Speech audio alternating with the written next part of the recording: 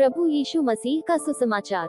मरकुस 10 अध्याय। फिर वह वहां से उठकर यहूदिया के सिवानों में और यरदन के पार आया, और भीड़ उसके पास फिर इकट्ठी हो गई, और वह अपनी रीति के अनुसार उन्हें फिर उपदेश देने लगा। तब फरीसियों ने उसके पास आकर उसकी परीक्षा करने को उससे पूछा, क्या यह उचित है कि पुरुष अपनी पत्नी को त्यागे? उसने उनको उत्तर दिया कि मूसा ने तुम्हें क्या आज्ञा दी है? उन्होंने कहा, मूसा ने त्यागपत्र लिखने और त्यागने की आज्ञा दी है। यीशु ने उनसे कहा कि तुम्हारे मन की कठोरता के कारण उसने तुम्हारे लिए यह आज्ञा लिखी, पर सृष्टि के आरंभ से परमेश्वर ने नर और नारी करके उनको बनाया है। इस कारण मनुष्य अपने माता पिता से अलग होकर अपनी पत्नी के साथ रहेगा, और वे दोनों एक तन होंगे।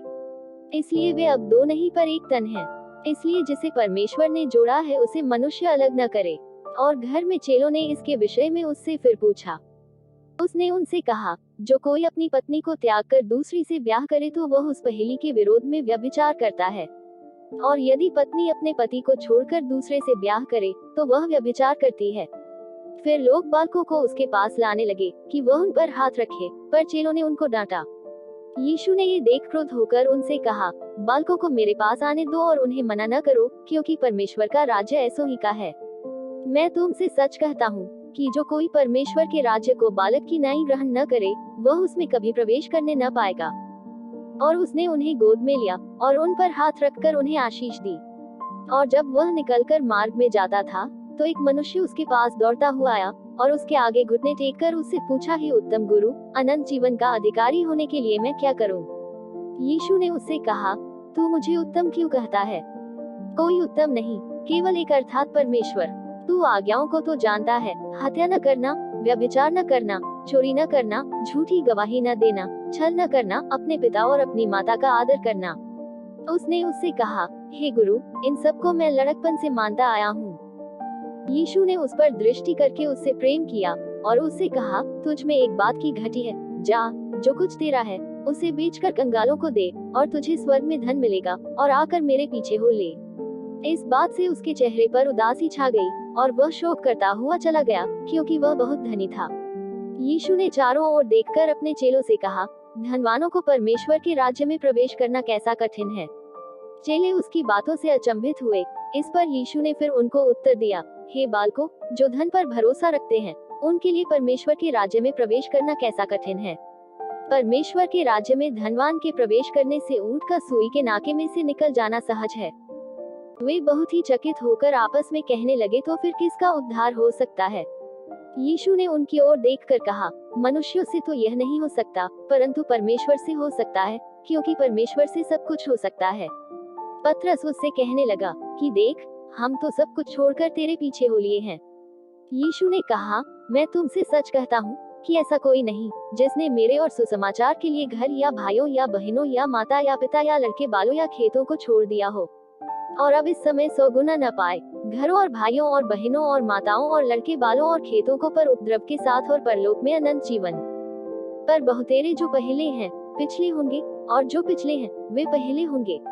और वे यरूशलेम को जाते हुए मार्ग में थे, और यीशु उनके आगे आगे जा रहा था, और वे अचंभा करने लगे, और जो उसके पीछे पीछे चलते थे डरने लगे। तब वह फिर उन 12 को लेकर उनसे वे बातें कहने लगा जो उस पर आने वाली थी, कि देखो, हम यरूशलेम को जाते हैं, और मनुष्य का पुत्र महायाजकों और शास्त्रियों के हाथ पकड़वाया जाएगा, और वे उसको घात के योग्य ठहराएंगे, और अन्य जातियों के हाथ में सौंपेंगे, और वे उसको ठट्ठों में उड़ाएंगे, और उस पर थूकेंगे, और उसे कोड़े मारेंगे, और उसे घात करेंगे, और 3 दिन के बाद वह जी उठेगा।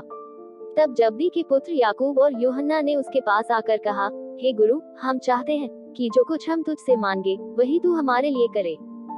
उसने उनसे कहा, तुम क्या चाहते हो कि मैं तुम्हारे लिए करूं? उन्होंने उससे कहा कि हमें ये दे कि तेरी महिमा में हम में से एक तेरे दाहिने और दूसरा तेरे बाएं बैठे। यीशु ने उनसे कहा, तुम नहीं जानते कि क्या मांगते हो। जो कटोरा मैं पीने पर हूँ क्या पी सकते हो, और जो बपतिस्मा मैं लेने पर हूँ क्या ले सकते हो? उन्होंने उससे कहा, हमसे हो सकता है। यीशु ने उनसे कहा, जो कटोरा मैं पीने पर हूँ तुम पियोगे, और जो बपतिस्मा मैं लेने पर हूँ उसे लोगे। पर जिनके लिए तैयार किया गया है उन्हें छोड़ो, और किसी को अपने दाहिने और अपने बाएं बिठाना मेरा काम नहीं। ये सुनकर 10 याकूब और यूहन्ना पर रिस आने लगे, और यीशु ने उनको पास बुलाकर उनसे कहा, तुम जानते हो कि जो अन्य जातियों के हाकिम समझे जाते हैं वे उन पर प्रभुता करते हैं और उनमें जो बड़े हैं उन पर अधिकार जताते हैं। पर तुम में ऐसा नहीं है, वरन जो कोई तुम में बड़ा होना चाहे वह तुम्हारा सेवक बने, और जो कोई तुम में प्रधान होना चाहे वह सबका दास बने। क्योंकि मनुष्य का पुत्र इसलिए नहीं आया कि उसकी सेवा टहल की जाए, पर इसलिए आया कि आप सेवा टहल करे और बहुतों की छुड़ौती के लिए अपना प्राण दे। और वे यरीहो में आए, और जब वह और उसके चेले और एक बड़ी भीड़ यरीहो से निकलती थी, तो तिमाई का पुत्र बरतिमाई एक अंधा भिखारी सड़क के किनारे बैठा था। वो ये सुनकर कि यीशु नासरी है, पुकार पुकार कर कहने लगा कि हे दाऊद की संतान, यीशु मुझ पर दया कर। बहुतों ने उसे डांटा कि चुप रहे, पर वह और भी पुकारने लगा कि हे दाऊद की संतान, मुझ पर दया कर। तब यीशु ने ठहर कर कहा, उसे बुलाओ। और लोगों ने उस अंधे को बुलाकर उससे कहा, धड़ से बांध, उठ, वह तुझे बुलाता है। वह अपना कपड़ा फेंक कर शीघ्र उठा और यीशु के पास आया। इस पर यीशु ने उससे कहा, तू क्या चाहता है कि मैं तेरे लिए करूं? अंधे ने उससे कहा, हे रब्बी, ये कि मैं देखने लगूं। यीशु ने उससे कहा, चला जा, तेरे विश्वास ने तुझे चंगा कर दिया है। और वह तुरंत देखने लगा और मार्ग में उसके पीछे हो लिया।